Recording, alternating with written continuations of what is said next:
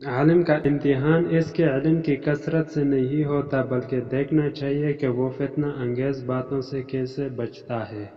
زیادہ گفتگو سوچ و فکر کو مردہ کر دیتی ہے۔ خلوص اور عزت بہت نایاب تحفے ہیں، اس لیے ہر کسی سے ان کی امید نہ رکھو کیونکہ بہت کم لوگ دل کے امیر ہوتے ہیں۔ تم جہاں کہیں بھی ہو اللہ کا خوف دل میں رکھا کرو اور گناہ سرزد ہو جانے کے بعد نیکی کر لیا کرو، وہ اس گناہ کو مٹا ڈالے گی، اور لوگوں کے ساتھ اچھے اخلاق سے پیش آیا کرو۔ جب تعلیم کا مقصد صرف نوکری کا حصول ہوگا تو سماج میں نوکری ہی پیدا ہوگی، رہنما نہیں۔ دو چیزیں اپنے اندر پیدا کر لو، چپ رہنا، معاف کرنا، کیونکہ چپ رہنے سے بڑا کوئی جواب نہیں اور معاف کر دینے سے بڑا کوئی انتقام نہیں۔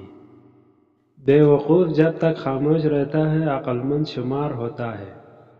مصیبت سب سے بہترین کسوٹی ہے جہاں پر دوست پھرکے جاتے ہیں۔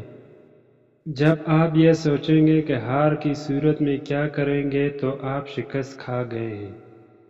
اس رب کی ناراضگی سے ڈرتے رہو جس کی صفت یہ ہے کہ اگر تم بولتے ہو تو وہ سنتا ہے اور اگر دل میں رکھو تو وہ جانتا ہے۔ اگر آپ کسی کام کا پختہ ارادہ کر لیں تو پھر اللہ کی مدد بھی شامل حال ہو جاتی ہے اور کام جلدی تکمیل تک پہنچ جاتا ہے۔ صبح کی نیند انسان کے ارادوں کو کمزور کرتی ہے، منزلوں کو حاصل کرنے والے کبھی دیر تک سویا نہیں کرتے۔ پرانا تجربہ نئے تعمیر کی بنیاد ہوتا ہے۔